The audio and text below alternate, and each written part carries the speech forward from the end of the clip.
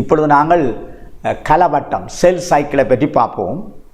இதில் நாங்கள் அறிந்திருக்க வேண்டிய விஷயம் கலப்பிரிவினதும் கலவட்டத்தினதும் முக்கியத்துவத்தை ஆராய்தல். இதில் தேர்ச்சி மட்டம் கலப்பிரிவின் செயற்பாட்டையும் கலவட்டத்தையும் விவரித்தல். முதலாவது உங்களுக்கு தெரிஞ்சிருக்க வேண்டியது கலவட்டம் என்றால் என்ன. இதில் முக்கியமாக கவனிக்க வேணும், உங்களுக்கு முதல் பேட்ச் 18ஆம் ஆண்டு பேட்ச் என்று சொல்லப்படுற பேட்சில் இதனுடைய வரவிலக்கணம் மாறி இருக்குது. இங்கே நாங்கள் சொல்கிறது மாறி இருக்குது. இங்கே நாங்கள் சொல்கிறோம் ஒரு கலப்பிரிவின் முடிவுக்கும் அடுத்த கலப்பிரிவின் முடிவுக்கும் இடையே களம் ஒன்றில் நடைபெறும் சகல நிகழ்ச்சிகளும் கலவட்டம் எனப்படும். ரெண்டாவது, ஒரு கலவட்டத்தின் பொழுது முதலாவது நடக்கிற பாருங்கள் வளர்ச்சி, 2 பிரிவு என்பது நடைபெறும். இதன் விளைவாக பெற்றோரை பிறப்புரிமைகளில் ஒத்த 2 மகட்கலங்கள் தோன்றுகின்றன. இதனால் கலத்தின் எண்ணிக்கை அதிகரிக்கும். இது கல இனப்பெருக்கம் எனவும் கூறப்படும். தனிக்கல அங்கிகளில் அமீபா, பரமேசியம் போன்ற தனிக்கல அங்கிகளில் கலவட்டமும் இனப்பெருக்கம், அதாவது இனப்பெருக்கம் இங்கு லிங்கமில் முறை ஒன்றாக இருக்கும். ஆனால் பல்கல அங்கிகளில் கலவட்டம் என்பது உடலின் வளர்ச்சி, உடல் பருமனடைதல் ஆகும். கலவட்டத்தின் முக்கியமான நிகழ்ச்சி DNA பிற்புறம் அடிதல், நிறமூத்தம் தெட்டித்தலும் ஆகும். நிறமூத்த எண்ணிக்கை மாறாது, பாரம்பரியம் ஒத்திருக்கும். பல்கல அங்கிகளில் கலவட்டம் நடைபெறும் சந்தர்ப்பங்கள் பார்த்தா வளர்ச்சி, அரும்புதல், புத்தீர்ப்பு, புணரியாக்கம், பிளவு என்பனவாகும். கலவட்ட நேரமானது அந்த கலத்தினுடைய வயது, வகை, வெப்பநிலை, ஒற்றினுடைய அளவு, போசனை பதார்த்தம், ரசாயன காரணி என்பவற்றில் தங்கி உள்ளது. இதில் நாங்கள் சில 2 ரசாயன பதார்த்தத்தை பார்க்குறோம். சயனைட், கொல்குசீன் எனப்படுகின்ற கொல்குசீன், நைதசன் வாயு என்பன இந்த கலவட்டத்தை தடை செய்யும் பதார்த்தங்கள் ஆகும். கொல்குசீன் என்பது இந்த கலவட்டத்தின் பொழுது காணப்படுகின்ற நுண்புண் குழாய்கள் தோன்றுவதை தடுக்கும். இது ஒரு தாவரத்திலிருந்து பிரித்தெடுத்து எடுக்கிறார்கள். இது சில விவசாய ஆய்வுக்கூடங்களில் இவற்றை பயன்படுத்தி தாவரத்தின் மடிய நிலையை மாற்றுவதற்கு பயன்படுத்துகிறார்கள். அடுத்தது இங்கே உங்களுக்கு தெரிஞ்சிருக்க வேண்டியது நிறமூத்தத்தின் அடிப்படை கட்டமைப்பை நாங்கள் கலவட்டத்துக்கு முன்பு நன்கு தெளிவாக அறிஞ்சிருக்க வேண்டும்.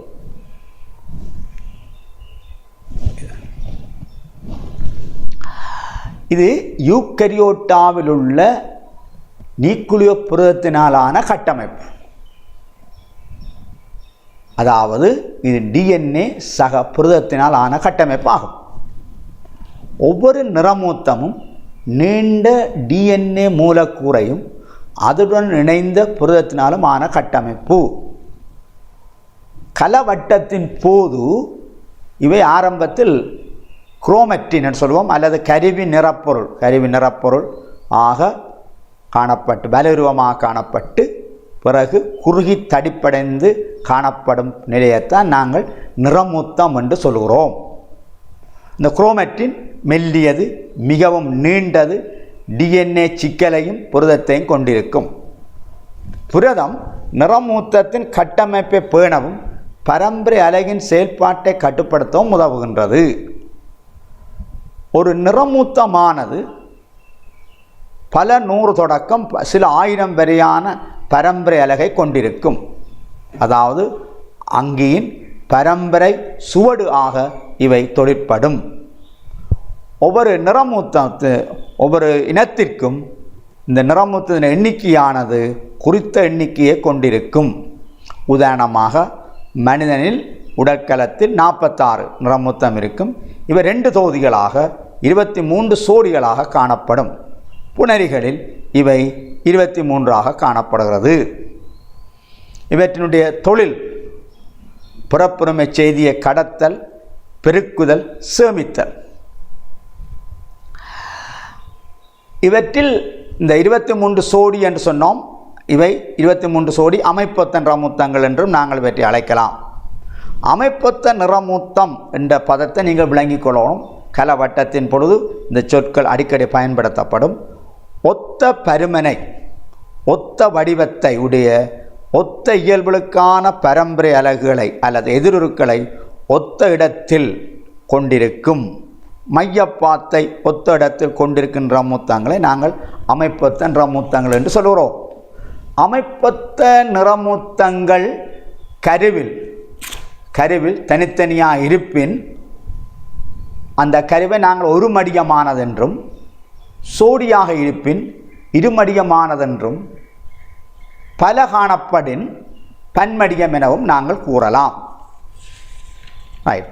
இந்த நிறமூத்தத்தின் கட்டமைப்பை பொழுது பாருங்கள். அங்கே உங்களுக்கு அவ்வளோ டீட்டெயில் தேவையில்லை.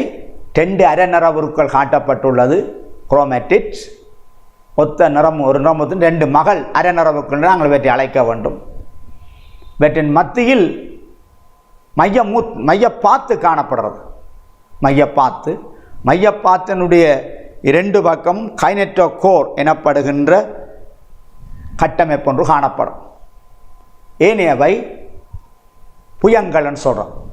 நிறமூத்தத்தின் புயங்கள் என்று நாங்கள் இவற்றை அழைக்கிறோம். பியாம் கியூஆம் என்று போட்டிருக்கிறோம். எங்களுக்கு அதோட டீட்டெயில் தேவையில்லை. எங்களுக்கு புயங்கள் என்று தெரிஞ்சிருந்தால் காணும். இந்த மையப்பாத்தினுடைய 2 பக்கம் உள்ள கதிர்நார்கள் வந்து இணைந்திருக்கிற நாங்கள் அங்கே பார்க்கலாம். ரைட், சரி.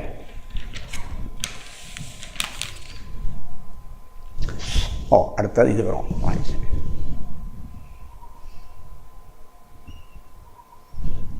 இப்பொழுது நாங்கள் யூக்கரியோட்டா கலத்தினுடைய கலவட்டத்தினுடைய படத்தை பாருங்கள். இவை இடியவத்தை, இளையுறு பிரிவுக்குரிய அவத்தை, அவத்தை என்று 2 அவத்தைகளை கொண்டுள்ளது. இவற்றில் இடியவத்தை வந்து கல வளர்ச்சியும் நிறமூத்த பிரதிகளும் உருவாயிருக்கிற நாங்கள் பார்க்கலாம். இந்த இடியவத்தையை பற்றி நாங்கள் குறிப்பிட்டு சொல்லும் பொழுது கலப்பிரிவின் மிக நீண்ட அவத்தை, கலவட்டத்தினுடைய 90% நேரத்தை உள்ளடக்கும் அவத்தை. இது 3 அவத்தைகளை உடையது. அதாவது தொழிற்பாட்டுக்குரிய 3 அவத்தைகளை உடையது. முதலாவது ஜீவன் அவத்தை, முதலாவது இடைவெளி 2 சம்பவங்களுக்கு இடையில் உள்ள அவத்தை. 2வது எஸ் அவத்தை, தொகுப்பு அவத்தை. 3வது 2வது G2 அவத்தை என்று சொல்கிறது. 2வது இடைவெளி அவத்தை. முதலாவதாக நாங்கள் ஜீவன் அவத்தையை பற்றி முதல்ல பார்ப்போம். ஜீவன் அவத்தை இது கல வளர்ச்சி நடைபெறுவதற்கு முக்கியமான புரதத்தொகுப்பு நடைபெறும். இந்த புரதங்கள் கல கட்டமைப்பு புரதங்களாக இருக்கலாம் அல்லது நொதியங்களாக இருக்கலாம். கல புன்னங்கங்கள் உற்பத்தி என்பன முன்னெடுக்கப்படும். இந்த அவத்தையின் போது எஸ் அவத்தைக்கான அவசியமான புரதங்கள் இங்கே உற்பத்தி செய்யப்படும். எஸ் அவத்தை எடுத்துக்கொண்டீங்கன்னு சொன்னால், எஸ் அவத்தை பாருங்கள், டிஎன்ஏ பிற்புற மடிதல் நடைபெறும். ஹிஸ்டோன் புரதங்கள் தொகுக்கப்படும். ஹிஸ்டோன் படுக்கைகளை சூழ டிஎன்ஏ சூழ்ந்து குரோமெட்டினை உருவாக்குகின்றது. இங்கே டிஎன்ஏ ரெட்டிப்பை தொடர்ந்து நிறமூத்தமும் ரெட்டிப்பு அடைந்து ஒரு நிலையிலே காணப்படும். ஆனால் ஒளிநுக்கு காட்டினூடா தென்படாது. G2 அவத்தையை பார்த்தீங்கன்னு சொன்னால் பாருங்கள், கலங்கள் புரதத்தோப்பினூடு கலப்புன்னங்கங்களை போன்று தொடர்ச்சியாக வளரும். இளையுறு அவத்தைக்காக அத்தியாவசியமான புரதங்கள் இங்கே தொகுக்கப்படும். மைய மூத்தம் ரெட்டிப்படை. கலவட்டத்தை கட்டுப்படுத்தும் 3 பிரதான புள்ளிகள் இங்கே காணப்படுகின்றன. அவை நாங்கள் செக் பாயிண்ட் சோதனையிடும் புள்ளிகள் என்று நாங்கள் சொல்கிறோம். இந்த சோதனையிடும் புள்ளிகள் G1 G2 M அவத்தை என்பதை நிச்சயப்படுத்துவதற்கு காணப்படும். அத்தகைய கலங்கள் கலப்பிரிவினுடைய அவத்தைகளை மேற்கொண்டு நடைபெறுவதற்கு தயார்படுத்துகின்றன. முதலாவது செக் பாயிண்ட் என்றால் சோதனை புள்ளி. இவை சரிபார்க்கும் புள்ளி என்றும் சொல்லுவோம். இவைகள் கலவட்டத்தினுடைய முக்கியமான புள்ளிகளாகும். இவை நிறுத்துதல், முன்னோக்கி அல்லது தொடர்ந்து செல்லுதல் சைகைகளை இவை உருவாக்குகின்றன. கலவட்டத்தை ஒழுங்குபடுத்தும். மூன்றாவதாக 3 பிரதான சோதனையிடும் புள்ளிகளை நாங்கள் காணலாம். G1 G2 M அவத்தைகளில் உண்டு. இந்த G1 சோதனை புள்ளி மிக முக்கியமானது. G1 சோதனை புள்ளியில் முன்னோக்கி செல்வதற்கு சைகைகள் கிடைத்தால் கலம் S G2 M அவத்தைகளினோடு பிரிவுகளினோடு பூரணப்படுத்தப்படும். முன்னோக்கி செல்வதற்கு சைகைகள் கிடைக்காவிட்டால் கலம் பிரிகை அடையாது. அவை G0 அவத்தையிலே காணப்படுகின்றது. ரைட். அடுத்ததாக நாங்கள் M அவத்தைக்கு செல்வோம். அதாவது இளையுறு பிரிவுக்குரிய அவத்தை. இளையுறு பிரிவுக்குரிய அவத்தை, இளையுறுக்குரிய அவத்தை வேறு, இளையுறு பிரிவுக்குரிய அவத்தை என்றது வேறு. விளங்கிக் கொள்வோம். இளையுறு பிரிவு இது ஒரு கலவட்டத்தினுடைய 10% உள்ளடக்கும். பாருங்கள், இளையுறு பிரிவையும் குளியுறு பிரிவையும் உள்ளடக்கியது. இவற்றில் தான் நாங்கள் இளையுறு பிரிவை முதல்ல பார்க்குறோம். இது ஒரு தாய்க்கரையிலிருந்து பாரம்பரியத்தை ஒத்த 2 மாட்கலங்கள் தருகின்ற ஒரு கருப்பிரிவு. இளையுறு பிரிவு இது 5 நிலைகளை உடையது. 5 நிலை, 5 அவத்தைகள் என்று சொல்லலாம். 5 அவத்தைகளை உடையது. 1 முன் அவத்தை, 2 முன் அனுபவத்தை, 3 அனுபவத்தை, 4 மேன்முகவத்தை, 5 ஈட்டவத்தை ஆகிய ஒழுங்கில் கலவட்டத்தின் செயற்பாடுகள் நடைபெறுகின்றன. இதுக்குரிய படங்கள் அங்கே தரப்பட்டிருக்குது. தெளிவாக பாருங்கள். முன் அவத்தை நாங்கள் பார்த்தோம் என்றால் இங்கே இந்த குரோமட்டின் நார்கள் குறுகி தடிப்படைவதனால் ஒடுக்கமடைந்து நிறமூத்தங்களாக மாற்றமடையும். இதன் விளைவாக ஒளி நுணுக்கு காட்டினோடு பார்க்கக்கூடியதாக இருக்கும். புன்கரு மறைவடையும். நிறமூத்தங்கள் மையப்பாத்துடன் இணைக்கப்பட்ட 2 அரைநிற உருக்களை உடையதாக இருக்கும். 2 மகள் அரைநிற உருவன்னு சொன்னால் இன்னும் கூட சரி. மகள் அரைநிற உருக்களின் நிறமூத்த புயங்கள் விசேட புரதத்தினால் இணைக்கப்பட்டிருக்கும். மைய மூத்தத்திலிருந்து ஊடுருவும் இளையுறு பிரிவுக்குரிய கதிர்கள் தோன்றும். கலத்தின் எதிர்முனைகளை நோக்கி மைய மூத்தம் அசையும். கதிர்களின் உற்பத்தியில் நீளுதலின் காரணமாக இவை நடைபெறும். விலங்கு களமொன்றின் இளையுறு பிரிவின் ஆரம்பத்தை காட்டுவது மையமூத்த பிரிவு ஆகும். இது இடியவத்தையில் G2 அவத்தையில் காணப்படுகிறது. தாவர களத்தில் நிறமூத்தங்கள் தென்படுவதுதான் கலவட்டத்தின் ஆரம்ப நிலையாக முன்கூட்டியே தெரியக்கூடிய நிலை. இது முன்னவத்தையில் காணப்படக்கூடியதாக இருக்கும். அடுத்தது 2வது அவத்தையை பாருங்கள். முன் அணு அவத்தை, ப்ரோமெட்டாஃபேஸ். இங்குதான் கருவுறை உடைகின்றது. நிறமூத்தங்கள் மேலும் ஒடுக்கமடையும், குறுகி தடிப்படை. கைனட்டோகோர் என்பது ஒரு விசேட புரதம். இது ஒவ்வொரு நிறமூத்தத்தின் மகள் அரைநிற உருக்களை மையப்பாத்த இடத்தில் இணைத்திருக்கின்றது. ஒரு சில கதிர்னர் நிறமூத்தத்தின் கைனட்டோகோருக்கு இணைக்கப்பட்டு நிறமூத்தத்தை முன்பின்னாக அசையச் செய்யும். கதிர்நார்களின் நுண்புண் குழாய்கள் கைனட்டோகோருக்கு இணைக்கப்படாது. எதிர்முனைகள் உள்ள நார்கள் கல நீட்சிக்கு பங்களிப்பு செய்கிறது. அடுத்ததாக அனுபவத்தையே பாருங்கள். மையமூத்தம் எதிர்முனைகளை அடைந்திருக்கும். கதிர்நார்களின் சுருக்கமானது நிறமூத்தங்களின் கைனட்டோகோருக்கு ஒவ்வொரு முனையிலுமிருந்து சமதூரத்தில் ஒரு தளத்தில் நிறமூத்தங்களை வரிசைப்படுத்தும். இரண்டாவது, இத்தளத்தை நாங்கள் அனுபவத்தை தளம் என்று சொல்கிறோம். தளம் என அழைக்கப்படும், அல்லது வட்டத்தட்டு, மைய வட்டத்தட்டுன்னு சொல்லலாம். அவத்தையின் முடிவில் அனுபவத்தை தளத்தில் களத்தின் ஒவ்வொரு நிறமூத்தங்களும் அதனுடைய மையப்பாத்தின் கதிர்நார்களுக்கு இணைப்பை கொண்டிருக்கும். இந்த அனுபவத்த நிலையில் நிறமூத்தங்கள் மத்திய கோட்டு தளத்தில் அடுக்கப்படுவதனால் நிறமூத்தங்கள் எண்ணிக்கையை அளவிட சிறந்த அவத்தையாகவும் இது கொள்ளப்படும். மேன்மு அவத்தை அரைநிறவுருக்கள் மையப்பாத்தில் தனிப்படுத்தப்படும். ஆரம்பத்தில் தொடக்க நிலையில் அரைநிறவுருக்கள் மையப்பாத்தில் தனிப்படுத்தப்படும். பின்பு நுண்புண் குழாய்கள் கைனட்டோகோருக்கு இணைக்கப்பட்டு கதிர்நார்கள் குறுகுகின்றது. அப்போ இதனால் எதிர்முனைகளை நோக்கி மகள் அரைநிறவுருக்கள் இழுக்கப்படும். மையப்பாத்துக்கு இணைக்கப்படாத நுண்புண் குழாய்கள் நீட்சி அடைந்து களம் நீட்சி அடையும்.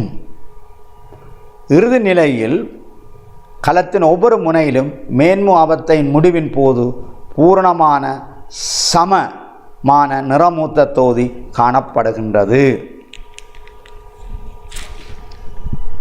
அடுத்தது டீலோபேஸ் ஈட்டவத்தை. எதிர் முனைகளில் நிறமூத்தங்கள் ஒவ்வொரு தொகுதியை சூழ புதிய கரு உரை மீள்தோற்றுவிக்கப்படும். புன்கரு மீளத் தோன்றும். கதிர் குலவடையும். நிறமூத்தங்கள்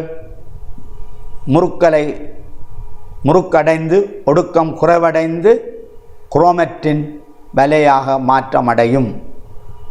இறுதியில் பெற்றோருக்கு ஒத்த மாட்கருக்கள் உற்பத்தியாக்கப்படும். இவற்றை நாங்கள் பார்க்கும் பொழுது முன்னவத்தையும் ஈட்டவத்தையும் ஒன்று கொண்டு எதிரான அவத்தைகளாக முன் அனுபவத்தையும் ஈட்டவத்தையும் ஒன்று கொண்டு எதிரான அவத்தைகளை உடையதாக காணப்படும். இதைத் தொடர்ந்து இந்த ஈட்டவத்தை நடந்து கொண்டிருக்கும் பொழுது குளியொரு பிரிவும் ஆரம்பித்து விடும். இது விலங்கு கலங்களில் அத்தின் மயோசின் நார்களின் சுருக்கத்தின் விளைவாக பிளவு ஒடுக்கம் ஏற்படும். இதன் விளைவினால் குளியொரு பிரிகி அடைந்து பிறப்புறுமில் ஒத்த 2 மாட்கலங்கள் தோன்றும். தாவர கலங்களில் கொள்கை உபகரணத்தினால் உற்பத்தியாக்கப்பட்ட புடகங்கள் கலத்தட்டை தோற்றுவிக்கும்.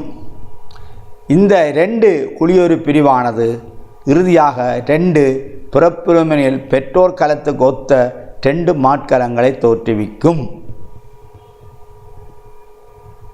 இந்த தோற்றுவிக்கும். ரைட். அடுத்ததாக பாருங்கள், இளையரி பிரிவினுடைய முக்கியத்துவம். பிறப்புரிமை உறுதித்தன்மையை நிலைநாட்டல், அதாவது பிறப்புரிமை ரீதியில் சர்வசமரான கலங்களை தோற்றுவிக்கும். 2 பல்கல அங்கிகளில் வளர்ச்சியும் விருத்தியும் ஏற்படும். 3வது கலம் பழுதுபார்த்தல், பிரதிடு செய்தல், புத்துயிர்ப்பு என்பவற்றுக்கு உதவுகிறது. 4வது லிங்கமில் முறை இனப்பெருக்கத்துக்கு உதவுகிறது. மனித உடலில் நாங்கள் இளையரி பிரிவு அடையாத கலமாக குருதிக்கலங்கள், தசைக்கலங்கள், நரம்பு கலங்கள், புணரிகள் என்பவற்றை நாங்கள் அவதானிக்கலாம். இந்த முழிய விருத்தியின் பொழுது கருக்கட்டிய புணரிகள் நுகத்தை தோற்றுவித்து நுகம் மேற்கொண்டு நடக்கிற பிரிவு ஒரு இளையுறு பிரிவு ஆகும் என்பதை நீங்கள் பார்க்க வேண்டும். நீண்ட காலமாக மனிதனில் ஆயுட்கலமாக காணப்படுற கலம் நரம்பு கலமாகும். இவற்றில் நாங்கள் இந்த இளைரி பிரிவினுடைய ஒப்பீட்டில் தாவரக்கலம், விலங்கு களம் என்பவற்றை நாங்கள் ஒப்பிட்டு பார்த்தோம் என்றால், தாவரக்கலங்கள் புன்மையத்தி இல்லை, விலங்கு களத்தில் புன்மையத்தி உண்டு. தாவரக்கலத்தில் உடுவுறு தோன்றாது, இங்கே தோன்றும். 3 களத்தட்டு தோன்றும், விலங்கு களத்தில் களத்தட்டு தோன்றாது. 4 குடியொரு பிரிவின் போது சால் அல்லது பள்ளம் தாவரக்கலத்தில் தோன்றுவதில்லை, இங்கால தோன்றும், விலங்கு களத்தில் தோன்றும். மற்றது தாவரக்கலத்தில் களப்பிரிவு பிரியலியங்களில் நிகழும், இங்கு உடலின் எல்லா பகுதிகளிலும் நிகழுகின்றது. இளைரி பிரிவு பெரும்பாலும் மனித உடலில் எண்டுமச்சை, தோல் என்பவற்றை நடந்து கொண்டிருக்கிறது. தாய் களத்தில் உள்ள புன்கரு மாட்கருவுக்குள் செல்வதில்லையே நீங்கள் அவதானிக்கவும். கொல்கசீன் என்ற நச்சுப்பொருள் கதிர்நாய் தோன்றுவதை தடுக்கும். இது களத்தின் மடிய நிலையை இருமடங்காக்க உதவுகிறது. சில அங்கிகளில் இளைரி பிரிவை தொடர்ந்து குளியோரு பிரிவு நடைபெறுவதில்லை. களம் ஒன்றுக்கும் மேற்பட்ட கருக்களை கொண்டிருக்கும். இளைரி பிரியும் பொழுது நடைபெறும் முக்கிய நிகழ்ச்சி டிஎன்ஏ பகர்ப்பு ஆகும். டிஎன்ஏ முக்கிய நிகழ்ச்சி, நடைபெறாத முக்கிய நிகழ்ச்சி இடையாபத்தில் நடந்துவிடும். அப்போ இளைரி பிரியும் பொழுது நடைபெறாத முக்கிய நிகழ்ச்சி டிஎன்ஏ பகர்ப்பு ஆகும். இப்போது நாங்கள் ஒரு கருப்பிரிவினுடைய விசேட வகை, பல்கலை அங்கிகளில் நடக்கின்ற ஒரு விசேட வகை ஒடுங்கல் பிரிவு, லிங்க வட்டம் என்று சொல்லுவோம். அதை பற்றி இப்போது பார்ப்போம். புணரி ஆக்கத்தின் போது இனப்பெருக்க அங்கங்களின் கலங்கள் கலப்பிரிவின் போது வேறுபட்ட வகையான பிரிவுக்கு உட்படுதல் ஒடுங்கல் பிரிவு என்று சொல்லலாம். மியோசிஸ் என்று ஆங்கிலத்தில் சொல்லுவார்கள். ஒடுங்கல் பிரிவு கருப்பிரிவின் ஒரு வகை, ஒரு விசேட வகை. இதிலே இருமடிய கருவிலிருந்து 4 ஒருமடியமான புறப்பிரிமியலில் ஒத்ததல்லாத அல்லது வேறுபட்ட மகட்கருக்களை தோற்றுவிக்கும் படும் செயல். ஆனால் இங்கே நிறமொத்தங்கள எண்ணிக்கை சமனாக இருக்கும். ஒடுங்கல் பிரிவு 2 தொடர்ச்சியான கருப்பிரிவை கொண்டதாக இருக்கும். ஒன்று ஒடுங்கல் பிரிவு 1, மற்றது ஒடுங்கல் பிரிவு 2. ஒடுங்கல் பிரிவு, இந்த சொல்லு சரியான தமிழ் சொல்லு, ஒடுங்கல் பிரிவு என்றது நிறமூத்தத்தின் எண்ணிக்கையை குறைத்தல் அல்லது எண்ணிக்கையை தாழ்த்தல் என்றும் பொருள்படும். ஒடுங்கல் பிரிவு 2 சாதாரணமான இளைரி பிரிவு ஒத்தது. இந்த ஒடுங்கல் பிரிவு 1, 2 ஒவ்வொன்றும் 4 அவத்தைகளை கொண்டதாக இருக்கும். முன்னவத்தை, அணு அவத்தை, மேன்மு அவத்தை, ஈட்டவத்தை. எனவே மொத்தமாக 8 அவத்தைகளை நாங்கள் இவற்றில் அவதானிக்கலாம். முதலாவதாக நாங்கள் ஒடுங்கல் பிரிவு 1 பார்ப்போம். இதுவும் புணரி ஆக்கத்தின் போது ஒருமடிய புணரிக் கலங்களை உற்பத்தி செய்யாக்குவதற்கு இருமடிய இனப்பெருக்க அங்கங்களில் நடைபெறும் ஒரு கருப்பிரிவு. இங்கு அமைப்பொத்த நிறமூத்தங்கள் தனிமைப்படுத்தப்படுதல் மிகவும் முக்கியமானது. இருமடி அங்கிகளில் அமைப்பொத்த நிறமூத்தங்கள் சோடிகளாக காணப்படும். இவை தனித்தனியாக்கப்படுவதுதான் இதில் உள்ள முக்கியமான அம்சமாகும். இனி நாங்கள் இவற்றினுள்ள அவத்தைகளை பார்க்கும் பொழுது, முதலாவது ப்ரோஃபேஸ், அதாவது முன்னவத்தை 1 என்று சொல்லுவோம். இது இடியவத்தை களம் முன்னவத்தைக்கு செல்லுகின்றது. நிறமூத்தம் ஒடுக்கமடைய ஆரம்பிக்கும். அமைப்பொத்த நிறமூத்தங்கள் சோடு சேரும். குறுக்கு பரிமாற்றம் நடைபெறும் இடம் இங்கு கோப்புக்கள் என்று நாங்கள் இவற்றை அழைக்கிறோம். இந்த குறுக்கு பரிமாற்றம் என்பது, crossing over என்பது, சோடியான அமைப்பொத்த நிறமூத்தங்கள் மகள் அரைநரவுருக்கள் அல்லாத அரைநரவுருக்களில் டிஎன்ஏ மூலக்கூறின் பகுதி தொடர்பான புள்ளியில் மாற்றி அமைக்கப்படுகிறது. இங்கு இந்த அமைப்பொத்த நிறமூத்தங்கள் ஒன்றியொடுங்கல் நிலை உருவாகும். இதற்கு சிப்பர் போன்ற விசேட புரதத்தின் கட்டமைப்பு இதற்காக காணப்படுகிறது. இந்த ஒன்றியொடுங்கல் என்பது மகள் அரைநரவுருக்கள் அல்லாத அரைநரவுருக்களின் உடைந்த டிஎன்ஏ துண்டுகள் பரிமாற்றப்படுதலும் மீள் இணைதலும் இந்த ஒன்றியொடுங்கல் சிக்கலில் நிறமூத்தங்களை தாங்கி அமைப்பொத்தவற்றில் நடைபெற உதவுகின்றது. இனி இதை தொடர்ந்து பாருங்கள்.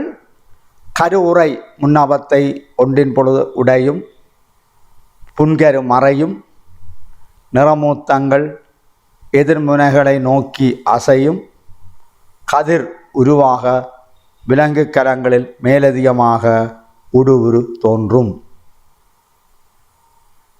ஒவ்வொரு அமைப்பொத்த நிறமூத்தத்தின் கைனட்டோகோர் இணைக்கப்படும் ஒரு முனைவிலிருந்து மற்ற முனைக்கு நுண்புண் குழாய்கள் இணைக்கப்பட்டு இருக்கும். அமைப்பொத்த சோடிகள் அணுவத்தை தட்டை நோக்கி அசையும்.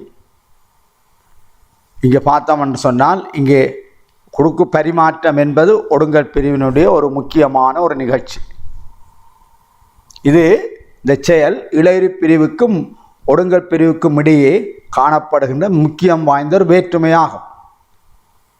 குறுக்கு பரிமாற்றத்தை நாங்கள் கடத்தல் என்றும் கூறலாம். அதாவது ஒரு நிறமூத்தத்தின் டிஎன்ஏ பகுதி இன்னும் ஒரு நிறமூத்தத்துக்கு மாற்றி அமைக்கப்படுது, அமைப்பொத்த நிறமூத்தங்களுக்கு மாற்றி அமைக்கப்படுகிறது. இந்த குறுக்கு பரிமாற்ற வீதமானது நிறமூத்தத்தின் நீளம் அதிகரிக்க குறுக்கு பரிமாற்ற வீதமும் அதிகரிக்கிறது. ரைட். அடுத்ததாக இந்த முன்னவத்தை முடிவடையும் பொழுது அணுவத்தை ஒன்று ஆரம்பிக்கும்.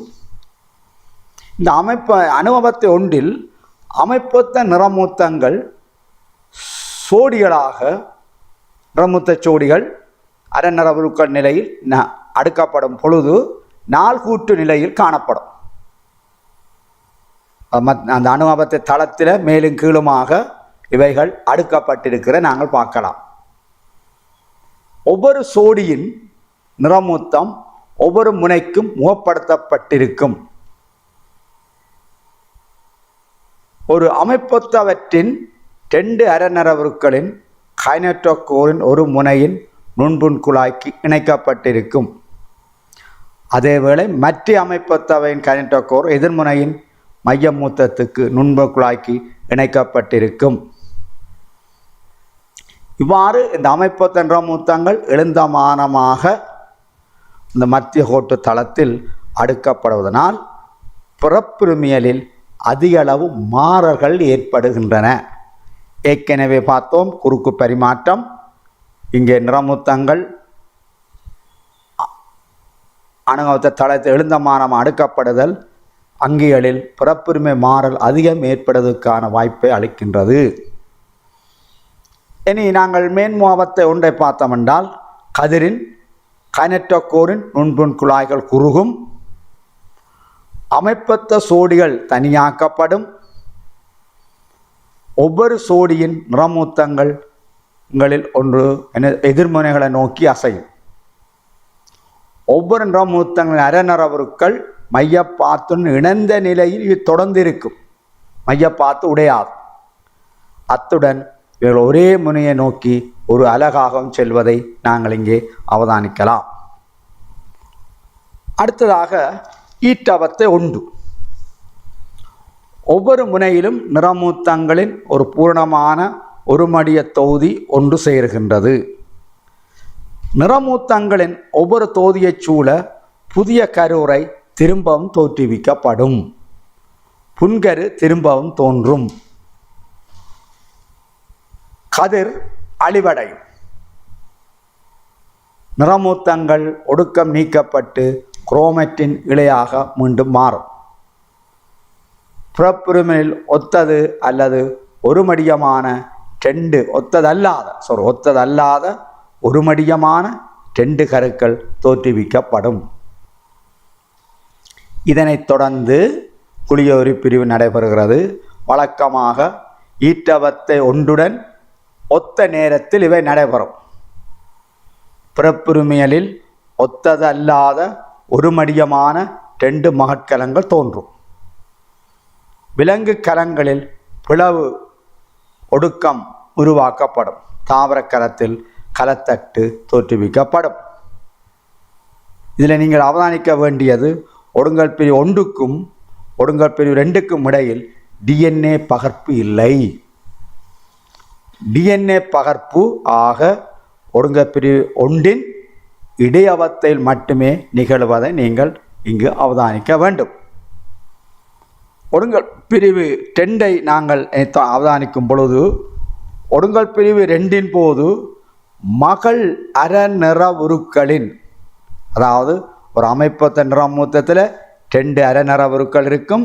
அந்த 2 அறநிறவுருக்களின் தனிப்படுத்துகை அங்கே நிகழ்வதை நாங்கள் பார்க்கலாம். இங்கும் 4 அவத்தைகள் உண்டு. அதில் முன்னவத்தை 2, இங்கே முன்னவத்தை 2 என்று குறிப்பிடுவோம். மையமூத்தம் கதிர்களை உருவாக்க ஆரம்பிக்கும். குரோமட்டின் நார்கள் ஒடுக்கமடைந்து நிறமூத்தங்களை தோற்றுவிக்கும். 2 மகள் நிறமூத்தங்களுடன் தோற்றுவிக்கப்படும். கருவுறை துண்டுகளாக உடையும். புன்கரு மறையும். பிந்திய நிலையின் போது நிறமூத்தங்களின் மையப்பாத்து கதிர் நார்களினால் அணுவாவத்தை தளத்திற்கு அசையும்.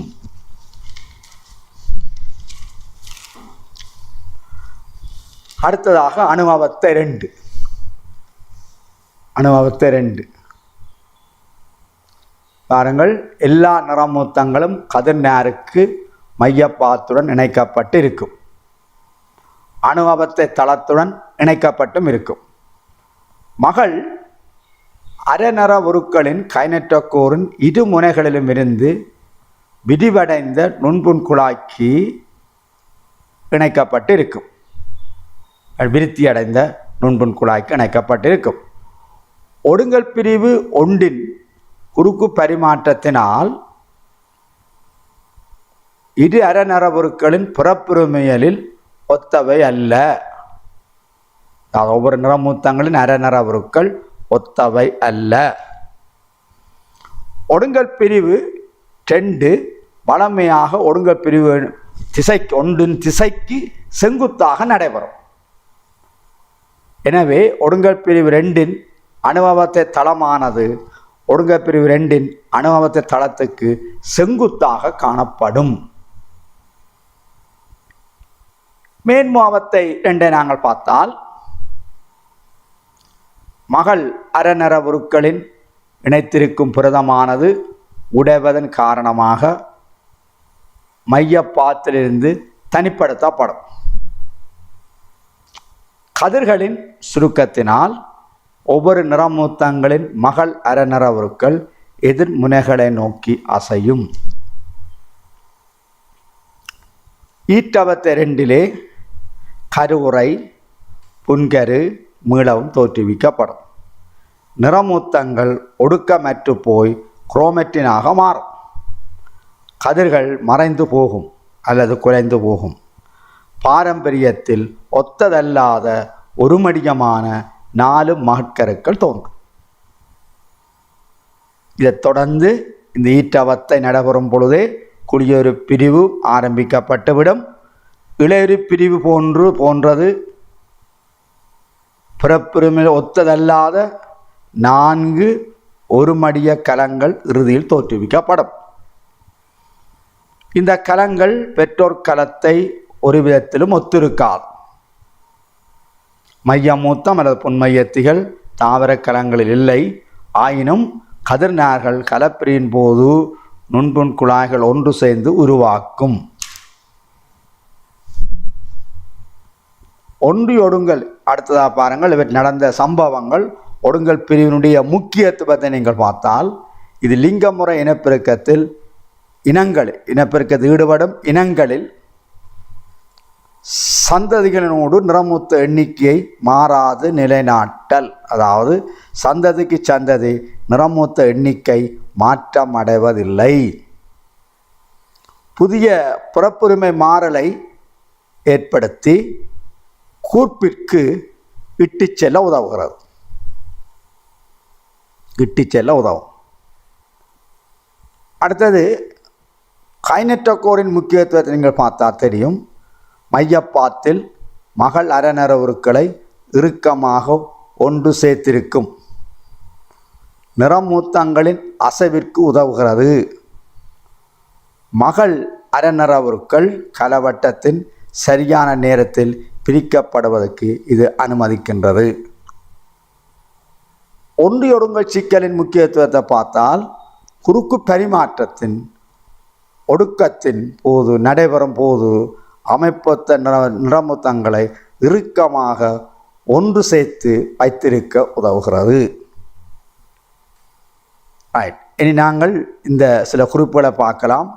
6 நிறமூத்தமுடைய ஒரு கலம் ஒன்று ஒடுங்க பிரிவின் பொழுது பிறப்புரிமையில் மாறுபாடுடைய எத்தனை கலம் தோன்றலாம் என்று பார்த்தால் 8 கலங்கள் தோன்றும். இதை நீங்கள் போட்டு பார்க்கலாம். ரைட், இனி இதில் வேறு பிறப்புரிமை மாறலை தருகின்ற முக்கிய மூலம் முதல் ஒடுங்கல் பிரிவு. ரைட், இனி இதை விட உங்களோட அந்த கல வட்டம் தொடர்பானவற்றில் உங்களுக்கு சில கலங்களை தந்திருக்கிறார்கள். புற்றுநோய் கலம், டியூமர் கட்டிகள், மற்றது காய்ப்புக்கள் என்று சொல்லி கோல்ஸ் என்று சொல்லப்படுகின்ற காய்ப்புக்கள் இங்கே தரப்பட்டிருக்கிறது. உங்களோட பாடத்திட்டத்தில் தரப்பட்டிருக்கிறது. முதலாவது புற்றுநோய் கலம் என்றால் என்னென்று நீங்கள் பார்க்க வேண்டும். புற்றுநோய் கலம் இது மேலதிக கலங்கள் நிறுத்தமில்லாது முடிவின்றி தொடர்ச்சியாக கட்டுப்பாடின்றி பிரியடைவதனால் ஏற்படுகின்றது. சில வேளைகளில் இவை கட்டிகளாகவும் வளர்ச்சி அடையலாம். அநேக புற்றுநோய் கலங்கள் திண்ம நிலை கட்டிகளை உருவாக்கும். திண்ம கட்டிகள் என்பது இழையங்களின் ஒரு கலத்திணிவு. ஆனால் குருதி புற்றுநோய் கலங்களை பார்த்தால் இவை திண்ம கட்டிகளை தோற்றுவிப்பதில்லை. புற்றுநோய் கட்டிகள் ஆபத்தான கேடு விளைவிக்கும் கட்டிகளாகும். அருகில் உள்ள இழையங்களுக்கு பரவி உள்வாங்கப்படும். இவை விகாரத்தினாலும் பரம்பரை அலகின் அசாதாரண தொழிற்பாட்டினாலும் நிகழ்கிறது. இந்த புற்றுநோய் கலத்திற்கும் சாதாரண கலத்துக்கும் இடையிலான பிரதான வேறுபாடு என்னென்றால், புற்றுநோய் கலம் தொடர்ச்சியாக பிரியடையும். கலங்களை இறுக்கமாக ஒன்று சேர்த்து வைத்திருக்கும். அடுத்த பாருங்கள், டியூமர் என்று சொல்கிற போகிறது கட்டிகள், நியோபிளாசம், புதிய வளர்ச்சி. சாதாரணமானவற்றிலும் பார்க்க வேகமாக வளர்ச்சி அடைந்த இளைய திணிவு. அதாவது ஆரம்பத்தூண்டு நிறுத்தப்பட்ட பின்னரும் இவைகள் பிரியடையும், வளர்ச்சி அடையும். உடலின் சாதாரண கட்டுப்பாட்டு பொறுமுறை இல்லாத கலங்களில் வளர்ச்சி ஏற்படும். சாதாரண கலங்கள் கூட்டம் ஆனது திண்மமாக அல்லது பாய்பொருளால் நிரப்பப்பட்டதாக இருக்கும். சில கட்டிகள் புற்றுநோய் வகையை குறிப்பது இல்லை. சில கட்டிகள் புற்றுநோய்களை ஆரம்ப நிலையாக கருதலாம். சில புற்றுநோய் கலமாகவும் இருக்கலாம். அடுத்ததாக நாங்கள் கோல்ஸ் என்று சொல்கிறோம், காய்ப்புக்கள். முக்கியமாக நீங்கள் சில தாவர இலைகளில் பார்த்தால் சில கொப்பளங்கள் போன்று வெளி வளர்ச்சிகள், மரங்களில் வெளி வளர்ச்சிகள், விலங்குகளில், மனிதர்களில் கூட இந்த இளையங்களின் வெளி வளர்ச்சிகளை நீங்கள் பார்க்கலாம். சில பேர் அவற்றை உண்ணிகள் என்று சொல்லுவார்கள். பால் உண்ணி என்று மனிதர்கள் சொல்லுவார்கள். இது ஒரு அசாதாரணமான வளர்ச்சி. இருவித்திர தாவரங்கள் இது அசானமான வளர்ச்சி. இந்த நாவல் மரத்தின் இலையை பார்த்தால் பின்னுக்கு நிறைய காய்ப்புகள் இருப்பதை நீங்கள் பார்க்கலாம். தாவரங்களில் இந்த காயப்பட்ட கலங்களில் சுரக்கப்படும் ரசாயன பதார்த்தம் கலப்பிரிவை மேலும் தூண்டி அதிக அளவில் கலங்களை தோற்றுவிக்கும். உதாரணமாக இந்த அக்ரோபாக்டீரியம் டியூமோஃபேசியன்ஸ் எனப்படுகின்ற ஒரு பாக்டீரியாவை பயன்படுத்தி அவற்றிலே பரம்பரை ரக பூத்தி தாவர கலத்துக்குள் அவற்றை பூத்துவதற்கு இந்த காய்ப்பு முறை பயன்படுத்தப்படுகின்றது. இது தாவரத்தில் இலைகளிலும் பிற பகுதிகளிலும் உற்பத்தியாகும் ஒரு வீக்கம். வழக்கமாக இவை பூச்சிகள் பங்கசுக்களினால் நிகழுகின்றது. இத்துடன் உங்களுடைய அலகு டெண்டுக்குரிய கலவட்டம் முடிவடைகிறது. இதில் ஒடுங்கல் பிரிவு இதை நீங்கள் பார்க்க வேணும். அடுத்தது செய்முறை ப்ராக்டிக்கலை நீங்கள் பார்க்க வேணும். செய்முறை ப்ராக்டிக்கலை பற்றி நான் சொல்லுகிறேன். பாருங்கள், தந்திருக்குது. நுணுக்கு காட்டிக்குரிய வழக்குகளை பயன்படுத்தி அல்லது புத்தகங்களை பயன்படுத்தி ஒடுங்கல் பிரிவு இளையுறு பிரிவு ஆகியவற்றின் வேறுபட்ட நிலைகளை அடையாளம் காண வேண்டும். இதுதான் உங்களுக்கு தரப்பட்டுள்ள ப்ராக்டிக்கல் புத்தகங்களில் இருக்கிறது. முக்கியமாக வெங்காயத்தின் வேர் நுனிக்கலத்தை நாங்கள் பார்க்கலாம். ஆனால் உங்களை தந்திருக்குது வலிக்கைத்தான் பயன்படுத்த சொல்லி இருக்குது. அடுத்ததாக நாங்கள் ஒடுங்கல் பிரிவு இளையுறு பிரிவு வேறுபாட்டை நாங்கள் சற்று பார்ப்போம். இது ஒரு கடந்த கால வினாவினுடைய புள்ளி விவரம். மாணவர்கள் சிலர் விளங்காமல் விடை எழுதுகிறார்கள். இளையுறு பிரிவு ஒடுங்கல் பிரிவு வேறுபாட்டை பாருங்கள். ஒடுங்கல் பிரிவு இளையுறு பிரிவில் நிறமூத்த எண்ணிக்கை மாறாது. ஒடுங்கல் பிரிவில் நிறமூத்தின் எண்ணிக்கை அரைவாசியாக்கப்படும் என்று எழுதப்படும். மாணவர்கள் பலர் இஞ்சால மாறாது இஞ்சால மாறும் என்று எழுதினோம். இதனால் புள்ளி கிடைக்காது. அடுத்தது இளையுறு பிரிவினால் புறப்புரிமை நிலத்தன்மை பேணப்படும். இஞ்சால புறப்புரிமை நிலத்தன்மை மாற்றமடையும் சொல்லி போட்டோம். முன்னவத்தை ஒன்று அணுவத்தை ஒன்றில் இவைகள் மாற்றமடைகிறது. அமைப்பொத்த மூன்றாவதாக பாருங்கள், அமைப்பொத்த நிறமூத்தங்கள் சோடு சேர்வதில்லை. இளையுறு பிரிவில் சோடு சேராது அல்லது முன்னவத்தை சுயாதீனமாக தொழிற்படும். இங்கால ஒடுங்க பிரிவில் சோடு சேரும் அல்லது ஒன்றியொடுங்கல் நிகழும். இளையுறு பிரிவில் தாய்க்கருவிலிருந்து 2 கருக்கள் அல்லது தாய்க்கலத்திலிருந்து 2 கரங்கள் தோன்றும். ஒடுங்க பிரிவில் 4 கரு அல்லது 4 கலங்கள் தோன்றும்.